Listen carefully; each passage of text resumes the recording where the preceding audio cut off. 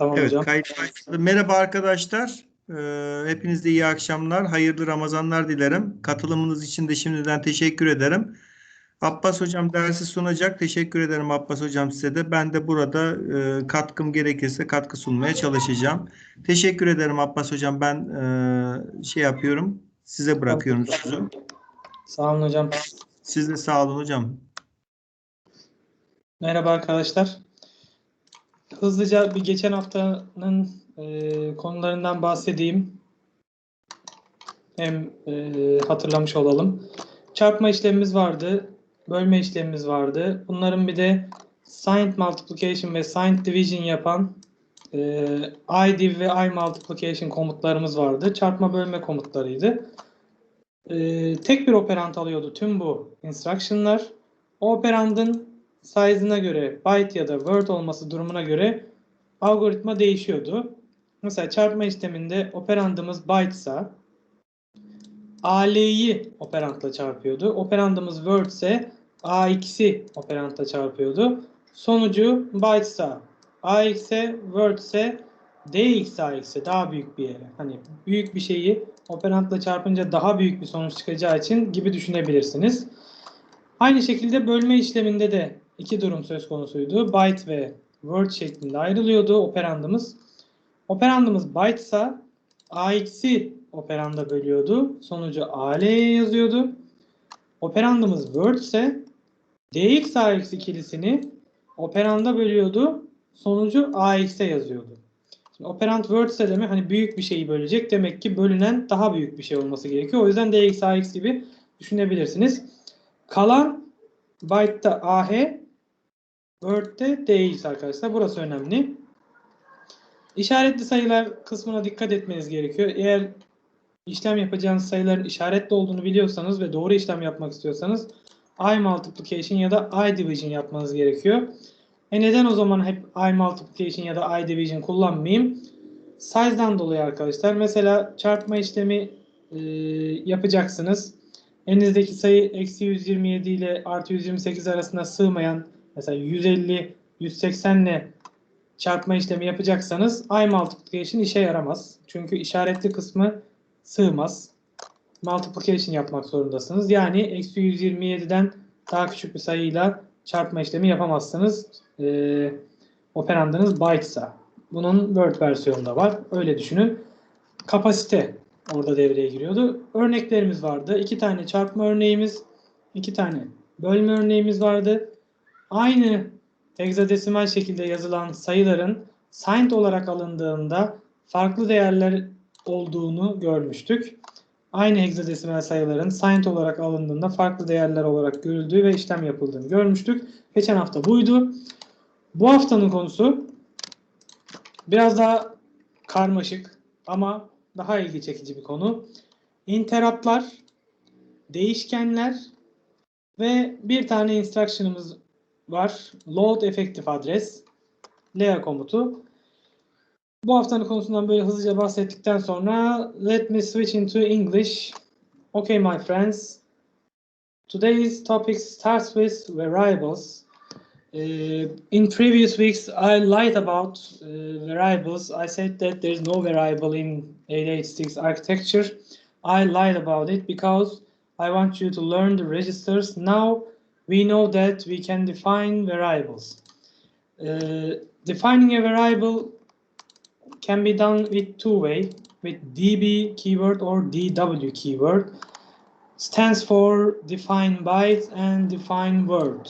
If you want to define a word variable, you can use dv, dw. If you want to use a byte variable, you can use db. But there are some things you should be very careful about. For example, I'm writing a simple code, putting ax some value, increment ax, move this ax into cx. This is a simple code. And at the end of this program, we write return. If you want to define a variable, you have to write this variable definition after return in here. your definition of variable shouldn't be run by the CPU because it can, how can I say, mismatch with instruction and misinterpret with CPU so that it tries to run some other codes. For example, let me emulate this code. When we emulate this code, we see this line. This is the machine language part. This is our written code. This is machine language code. And this is the memory location of this code. For example, moving an immediate value into AX is B8 value. So when an instruction is going to run, it looks for the value. If it is B8, it understands that it is going to copy an immediate value into AX. Okay, so there are some, how can I say, values for every instruction. For example, increment AX.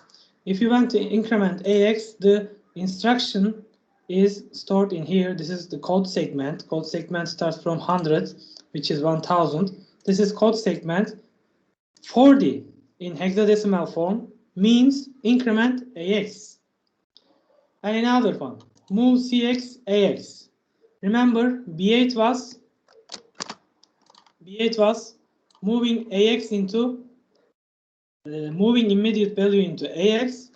This time it is 8B C8. This is moving AX into CX. These are predefined instructions, and these memory locations should not be mixed with variable definition. What I'm talking about. This is some meaningful sentences for you. Okay, let's define a variable. You choose the name. I'm choosing Abbas as a variable. I'm going to define byte, and the Abbas value will be, let me say, 9. Simple decimal 9. When I emulate this section, the 9 value is here. It is in 1007 location. Okay. Now I'm going to go over and write another code, for example, increment CX, and I'm going to emulate again. This time, 9 will be at location of 1008. So, variables store in the memory location in here, but the exact locations are unknown. It will go after the code segment or somewhere. You don't know where this memory will be stored. It is random. In C, this is also exactly like this. You create a variable, it will store in RAM, but you don't know the exact location of the variable. This is exactly the same. Just because of this, you have to write your variable after return, because this way, this variable code will never run. Okay? We make sure that this variable didn't run. Okay, when I copy this within the instruction, which you shouldn't do, for example, where is the 9 value? 9 value is here. It will mismatch, misinterpret as an instruction, and it try to do some instruction, but it is not an instruction, so it will do some meaningful, not meaningful things. For example, let's go over and look at here. It will just jump over to end. Did you catch that? It tries to do something because it didn't know what this 9 value is. It just jump into the end. That's why we use variables after return. Or there are some ways to put it into code. For example, unconditional jumps to somewhere.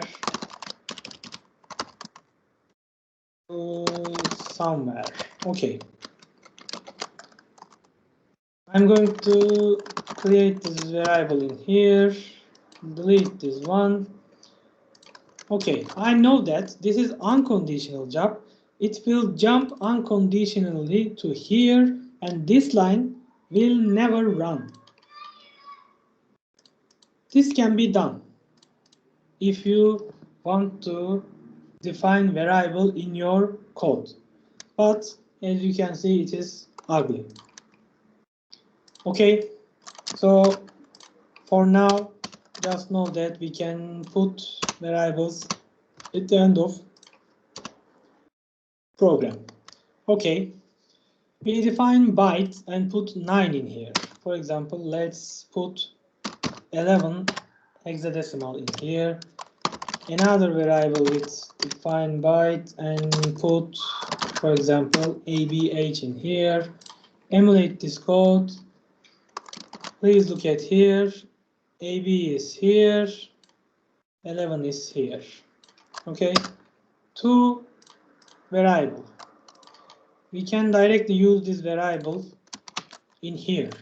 For example, I'm going to put this variable value into bx. Which one? For example, Elmas. Oops, it gives error because this is byte, this is word. Let's use BL. Size must match. Be careful. Okay, we put 73 into AX and AB into BL. As you can see, BL has the value of AB. I want you to see. Let me zoom and show you this part. This is the first line. You can see it converts this 73 into word and put 0 at the beginning of it. So this is the line of 1. This is the second line. Move BL some address. We give Elmas, but it resolved it into address, memory. And it gathers the location, which is D. For example, D is here, AB is here, Elmas is in D location. It resolves the location of that variable and use that variable as a memory location. So actually, variables are memory locations. For a programmer, it is much easier to have some value be kept in a variable named something meaningful than at the address something unmeaningful, especially when you have 10 or more variables.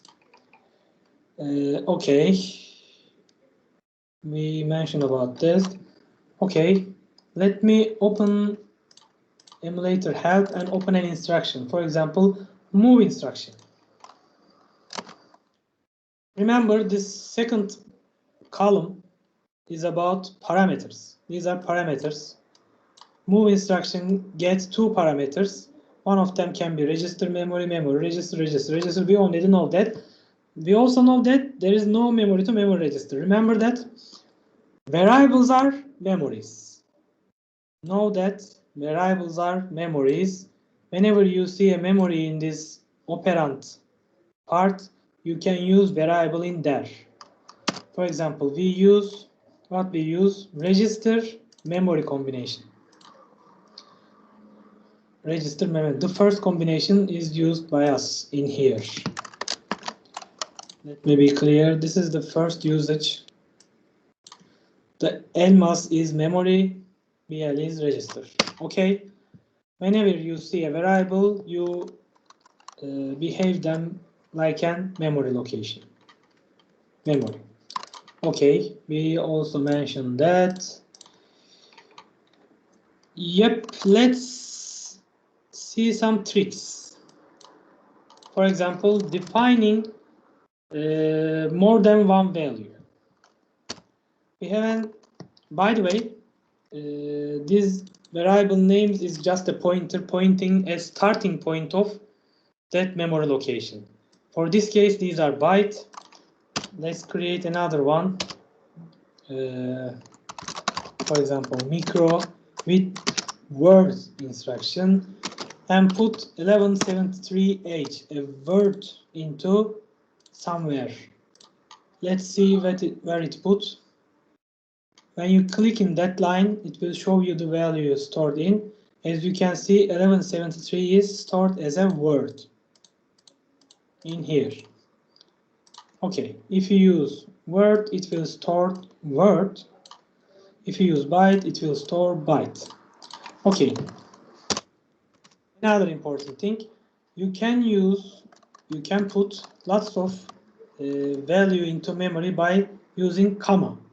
For example, 1, 3, 2, 4, 5. I put lots of value at the memory location of here. This Abbas variable gives us the C location, C offset. By the way, I want you to know that this is address. Calculating effective address from this address is putting 0 at the segment part and adding the offset. The right part of this address is offset. Okay, we created lots of variables. When we call, for example, let's call it. When we call Abbas, it will only get the first one, because this only resolves the starting point of it. Okay, so when I do this, it will get only 11, which is the starting byte address of this Abbas variable. Okay, by the way, if there is any question, please interrupt me and say something. I'm not seeing what you write. Interrupt me with something. Okay, so we can put lots of values with commas. It will stored in the memory as we put. We can use hexadecimal values, decimal values, binary values. For example, let's use hexadecimal in here, binary value in here, and emulate this one. See the result. The last line, the 12 hexadecimal, is the 1111, which is equal to F. We can use binary, decimal, hexadecimal, etc. We already know that. But there is something we didn't know that yet. We can also use characters, ASCII characters. For example, we can directly put A into memory. Or, for example, B. Or space. Or null. When we emulate this, click on here. As you can see, it stored 11, which we stored 11H, A, B, space, and null. 0 is null at the ASCII table. Let me show you the ASCII table. Okay, this is the ASCII table. Every character in ASCII, every character is represented with some value in ASCII table. For example, capital A is decimal 65, lowercase a is decimal 97. For example, we put AB. A is 41. A is 41 in hexadecimal. B is, lowercase b is 98 or 62. 98 or 62. The space. Where's the space? What's the space value? Space values 20 hexadecimal. 20 is here. Yes, space is here. It is in 32 in hexadecimal. Okay, we can put characters. We can also put characters in Word. Let me change this one. Write some characters like this. When I click in here, look at the spaces between these characters. Every character stored as a word. For A00, B00, S00. Every character stored as a word. But be careful. When you combine all letters within a single element, it is not going to act as a byte or word. It will just put that value into memory consequently. Okay, this is ABBAS, ABBAS. This is also ABBAS. There is no difference between this. But if you call micro, it will get a word, which is AB. Let me call micro. In here, micro is word. Let's get the micro. As you can see, 6241, 6241. What is that location? 6241. It gets the two character because it knows that micro is a word variable, word size of variable, so that it will gather the two character. Okay, we covered the variable part.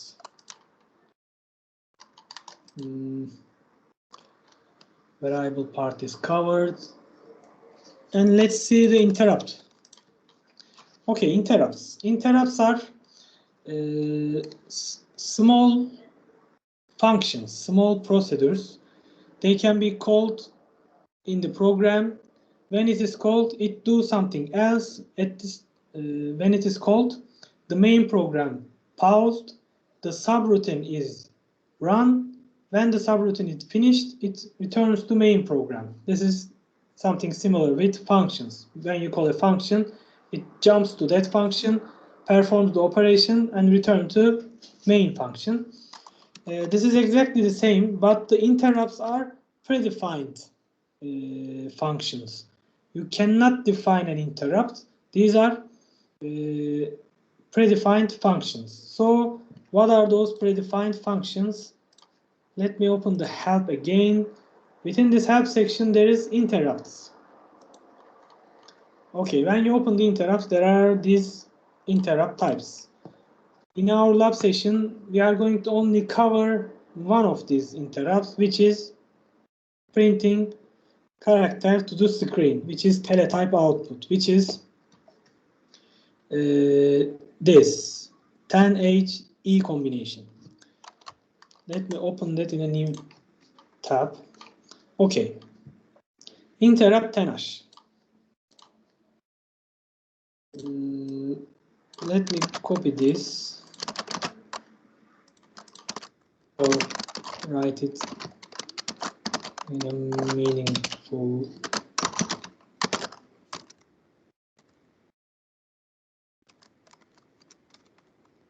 Calling interrupt is just getting one parameter, which is immediate value.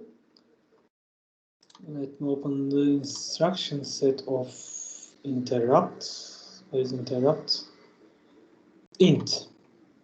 It gets only one operand, which is immediate value, which is the size of byte, from 0 to 255. Okay, so this is a legit program which print out the A character to the screen.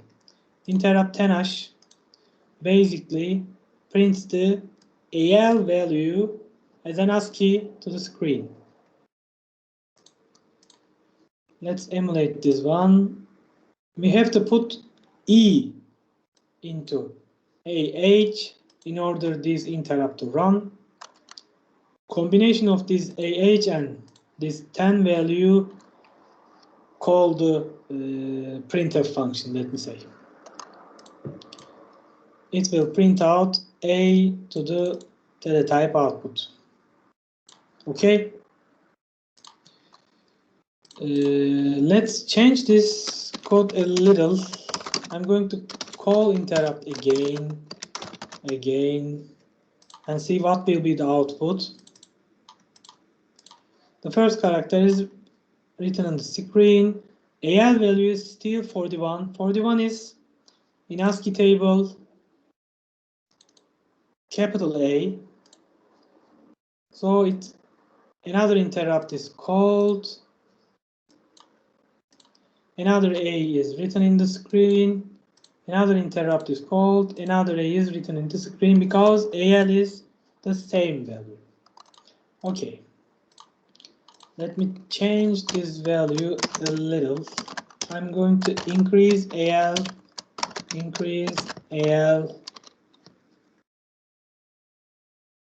Yep. What it is going to write? It's going to write A, B, C. Because we keep increase the AL value by 1. In ASCII value, if you increase by 1, it becomes A, B, C, D goes like that. Okay. But within all these interrupt call, the AH value keeps same. We have to be careful.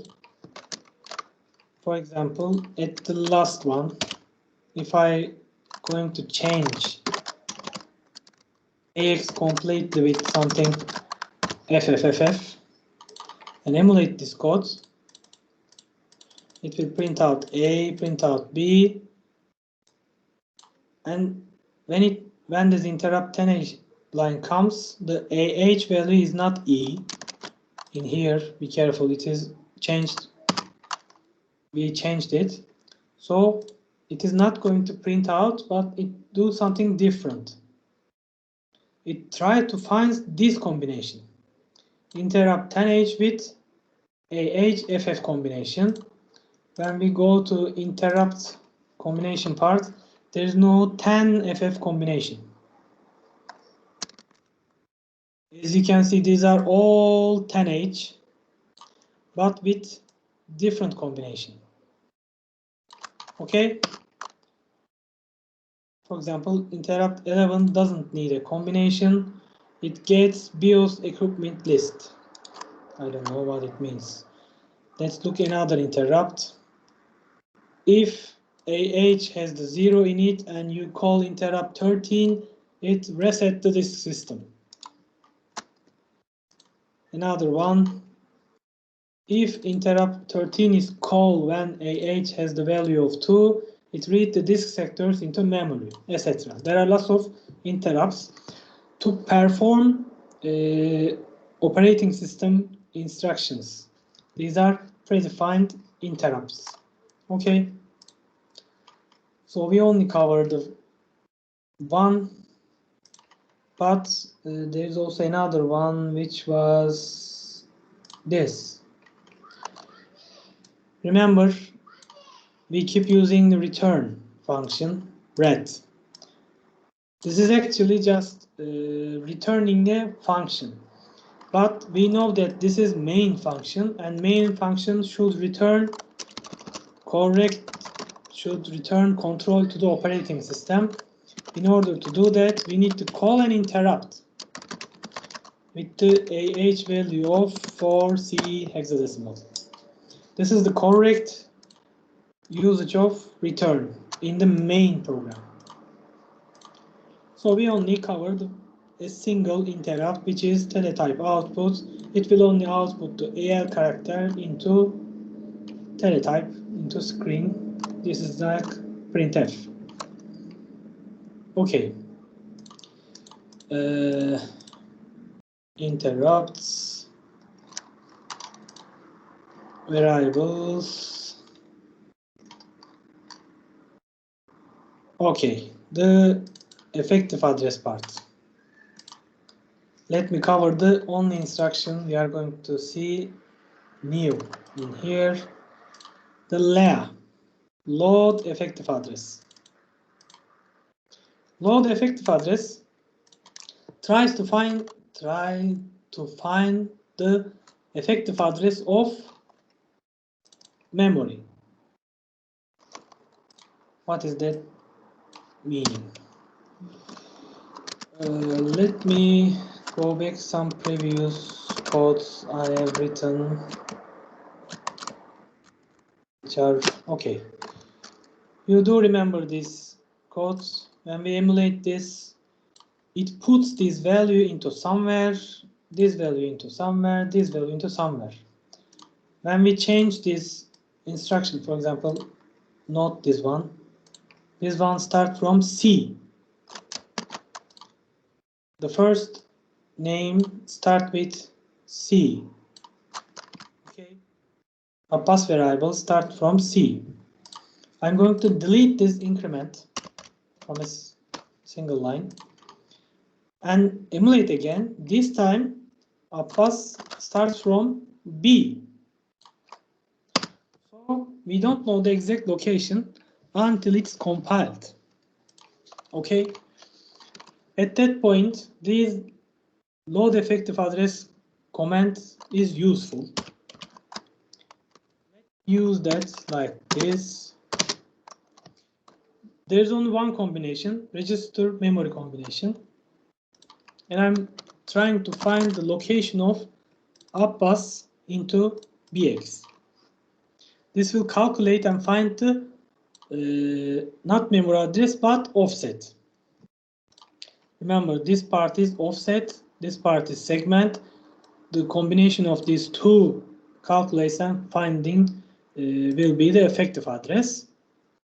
So Abbas is 1010E address for now. We know that 1000 part comes from the segment, offset is E. So when we run this code at the 7th line, the BX value will becomes E, offset. It resolves the location of Abbas into BX. And after that we can call interrupt 10H, but before that we need to put 0EH into AH, and okay, and let's put Abbas value into AL. Remember, we can put BX, BP, SI, DI in square brackets, but we can't put AX, CX, DX within the square brackets. Be careful. That's why we generally use BX with LEA. Okay, what it is doing, it calculates the location of Abbas. It was E. It puts E in here. There is code segment, data segment beforehand. Remember, data segment is 100, 1010 E. Memory location address will be copied into AL, and this AL will be printed out. Let's emulate this one. There are some values, some things change. We calculate the location of Abbas, which is 15H. For now, it's become 15H. And BX is now updated with 15H. Okay. We put the 15H value, which is capital A, which is 41 hexadecimal, into AL. Okay, AL is now 41, stating the capital A. Now I'm calling interrupt 10H with the combination of E. This combination print out that AL into screen, so that I print out my first name, first character, and the program finished. So how am I going to print out my whole name? I need to update AL, copy this line, increment by 1, call interrupt 10H again, copy this line, but this time call to, copy this line, blah, blah, blah, goes like that. This is the long way of doing this. It will print out ABBA because we call it 4 times. But as you can understand, we can do this in loop. For example, let me create loop in here. Döngü, loop, döngü. These are keywords. This part will be run and run again. I'm going to call this once. This should be out of loop. No need to call it again and again. Okay. Interrupt is called. After that, increment bx. This will run. Remember, the loop keyword will run cx times. I know that my name has 5, 5, 10 character with a space 11 character. So I'm going to run this 11 times. It will print out my name to the screen. Okay. Any question? I just blow out all the information to you. There may be some things you don't understand. Just ask if you have any question. Okay, there's no question. Let me dive into examples then. This is our assignment. We have 3 examples. I'm going to cover the 2, and I'm giving you the 3rd one as an homework. First one, write a program that writes your name to the screen. Oh, we already do this. You must use a DB variable and use it. We already covered this within this example. Let me delete these ones. Okay, this is more clear code. But if I write my first name in here and emulate this one, it will just print out the first 11 character. So it didn't print out my surname. How am I going to print out whatever I write in here?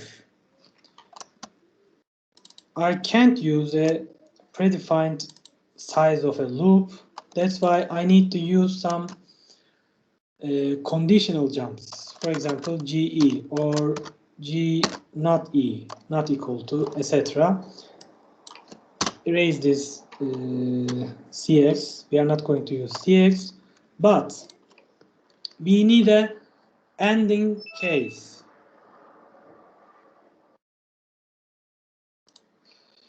We need an ending case. For example, if I put another character at the end of this code, let's put what? Let's open ASCII table. Choose some character, for example, exclamation mark. I'm going to use exclamation mark as a ending sequence, which hexadecimal value is 21. I'm going to put 21 or exclamation mark at the end. And I'm going to compare, remember compare, it compares by subtracting. I'm going to compare with what was the exclamation mark? It was 21 hexadecimal, 21 hexadecimal. If this compare operation is 0, which means we are at the position of exclamation mark, the zero flag will be set. This jump not above will be false, and it will not jump, and the program finished. I hope so. Okay, let's emulate this one. Let's directly emulate. Oh, it print out the exclamation mark also. It works, but it print out the exclamation mark.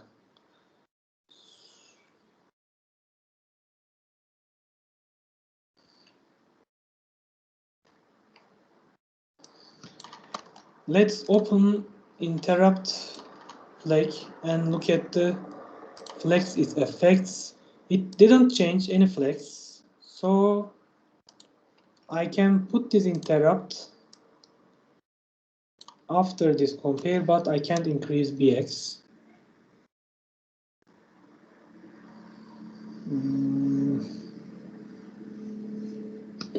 How can I get rid of this exclamation mark?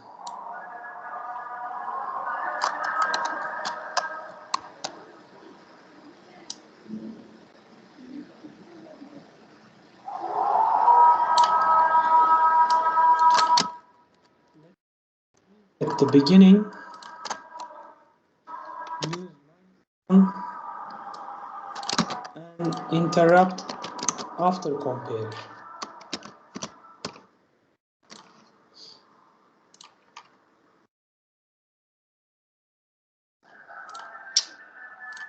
I can't get rid of it.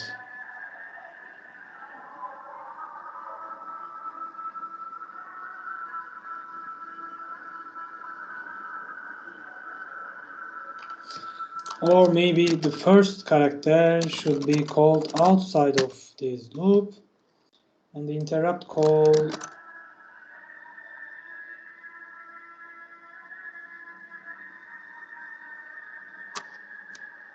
no.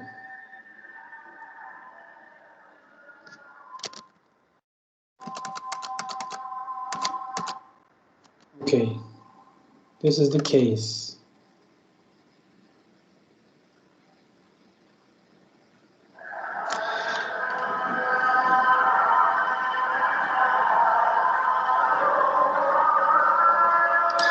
I should put this after the interrupt call.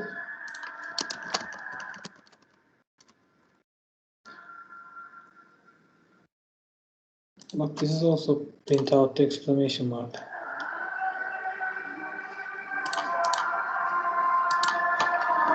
Why I can't get rid of the exclamation mark in programmatic way? Any idea?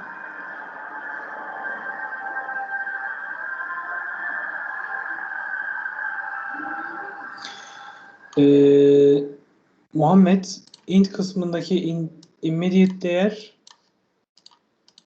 şu interrupt'lardaki immediate'lar. 10, 10, 11, 12, 13, 16. Onu değiştirirsen başka bir fonksiyon çağırıyor gibi oluyorsun. Mesela biz 10 ile e kombinasyonunu çağırıyoruz. Bu teletype output. 11'i çağırırsan başka bir iş yapıyor. 13'ü çağırırsan başka bir iş yapıyor. Biz 10'u çağırıyoruz. Ahenin içerisinde e varken ekrana çıktı veriyor bu. Önce ekrana çıktı verip sonra kontrol etme değil de önce kontrol edip sonra çıktı vermeli. Önce kontrol edip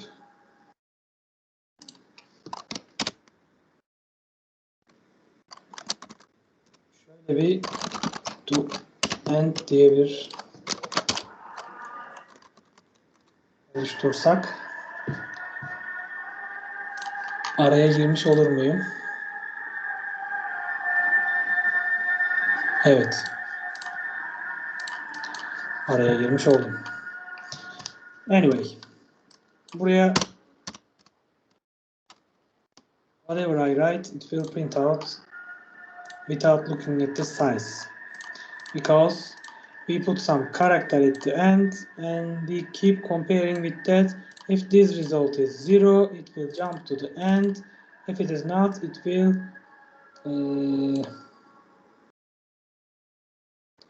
call interrupt. This is meaningless. Let's jump this into endless loop. Yeah, this is more meaningful. Endless loop.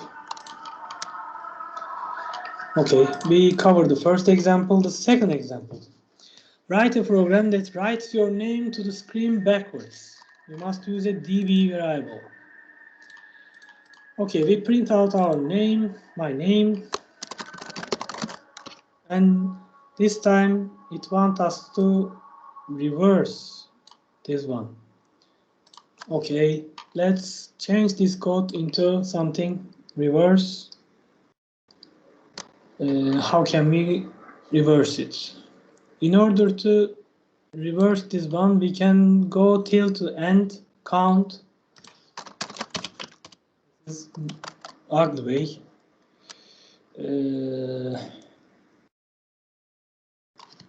Let me use this.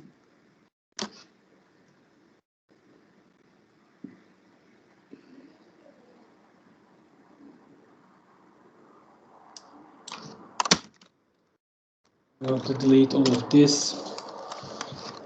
Find the exclamation mark within loop, and within this loop, count the increase. Create a loop with unconditional jump. Within this unconditional jump, increment cx. Let's use cx. Increment cx after the check. Compare something, for example, al with exclamation mark. What was that? It was 21.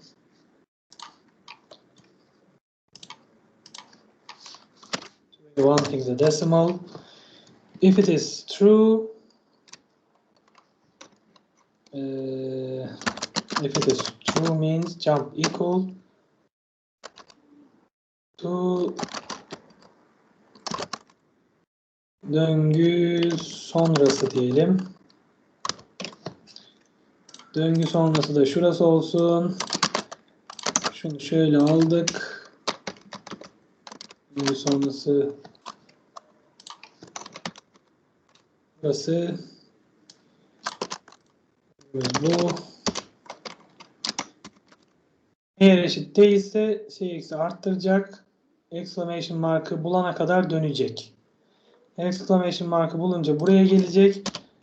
Exclamation mark'ı bulduğu anda artık cx'imiz karakter sayımız kadar olacak.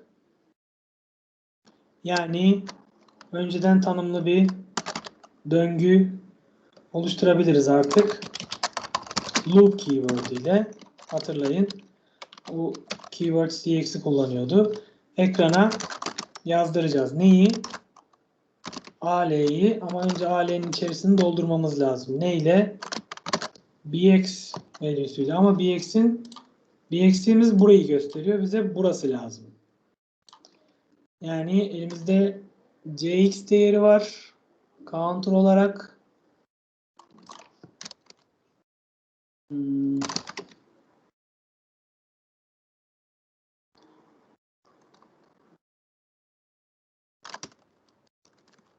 Şöyle yapabiliriz. Bx'e cx'i ekleyebiliriz. Bx'imiz buraya gelmiş olur. Aynen. Ya da bir ötesine. Emin değilim şu an. Koyduk. Interrupt tenaş'ı çağırdık. Interrupt tenaş'ı çağırdıktan sonra bx'i azaltmamız lazım. Evet. Bu da bizim şöyle bir döngümüz olsun. Şöyle ayıralım. Aynen. Deneyelim bakalım. Yapabilmiş miyiz, yapamamış mıyız? Ups. Yapamamışız. Niye yapamamışız? AL'yi 21 ile kontrol ediyoruz ama AL'nin içerisine bir şey almıyoruz. Kontrol etmeden önce AL'yi güncellememiz lazım.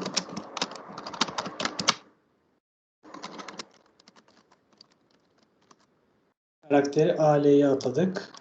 Kontrol ettik. Exclamation marks'a çıktık. Değilse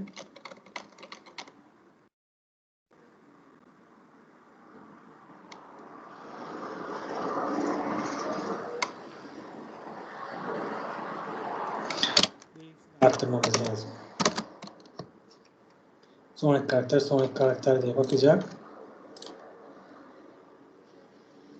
Ve yanlış şeyleri yazdırdı.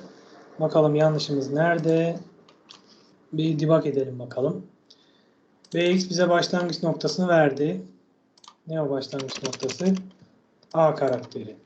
A karakteri geldi. Exclamation mark mı? Değil. Değilse Cx'i arttırdı, Vx'i arttırdı. Vx'imiz burası oldu. Başa atladık.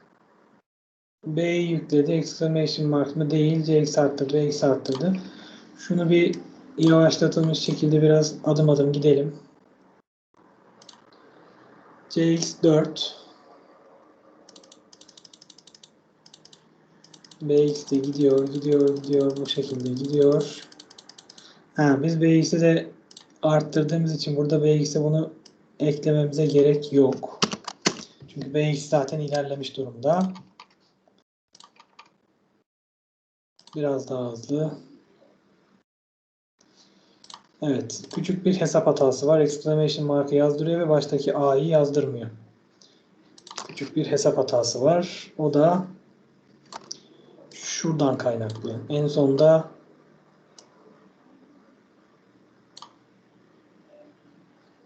belki Bx'i düşürmemiz gerekebilir. Aynen. Evet. Tersine yazdırma işleminde bu şekilde yaptık. Cevap bu şekilde mi bilmiyorum. Derste de bu şekilde bir örnek çözmüş olalım. Cevap da buna benzer bir şeydir büyük ihtimalle. Var mı sorusu olan bununla ilgili?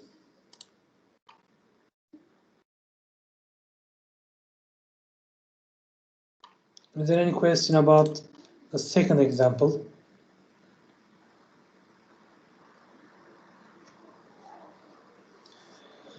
Tamam. The third example. I'm not going to cover the third example. It is as simple as the second one, but you have to think a little bit different. The third example, write a program that writes a given lowercase string variable to the screen with uppercase character. For example, if you write a John Doe like this with some lowercase, it will uppercase those characters and print out all capital letters to the screen. İçerisinde küçük karakterlerin olduğu verilen bir ismi hepsini büyük harfe çevirerek ekrana yazdıran programı yazın diyoruz. Şimdi, how can you understand if a character is uppercase or lowercase? We know that these all ASCII characters are equal to some decimal or hexadecimal value. For example, 65 is decimal version of A. And the lowercase version of A is 97. The difference between this lowercase a and uppercase A is 32. The difference is 32. The lowercase d is 100 and uppercase d is 68. The difference is again 32. So the difference is constant. When you subtract or add, let me say subtract, when you subtract 32 from the lowercase, it will become uppercase. Okay? You are going to check. There's a simple if-else block. You are going to check if the values is lower than 97. If it is lower than 97, it means it is uppercase. You don't need to do anything. If it is greater than 97 or 96, let's say, it means it is lowercase. You need to subtract 32 from it. Okay? How can you do that? For example, let me use this with a single character or some example. Or maybe I shouldn't show you because some of the students already sending me the email about the answers. You should also send if you want. There's no valuation or grade for your homeworks. If you want to solve, just solve it. I give you the hint. The difference between capital and lower characters is 32. Be careful. Don't try to extract a number 32 from numbers or some special characters. You have to be careful if the character is letter or not. So that's it. That's all, folks. This week's answer will be published in May of 5, not before that time, because I want you to try to solve the third example. Okay. If there isn't any question, we can stop the recording here.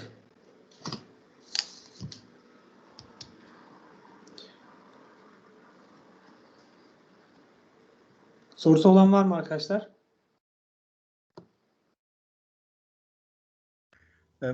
Tekrar merhabalar hocam. Merhaba hocam. arkadaşlar. Sorusu olan yok sanırım hocam. Dersi de tamamladım. Tamam. Bir tane de küçük bir ödev verdim hocam. Tamam hocam, teşekkür ederim. Arkadaşlar bana bir sorunuz var mı? Çok kişi yok sanırım, yok hocam zaten. Tamam, 5 kişi var. teşekkür ederim hocam. Elinize dilinize sağlık. Arkadaşlar katılımınız için teşekkür ederim. Hepinize hayırlı Ramazanlar diliyorum. Sağ olun hocam. Hoşça kalın, sağlıcakla kalın. İyi akşamlar hocam. Ben kaydı durduruyorum. İyi akşamlar hocam. İyi akşamlar hocam.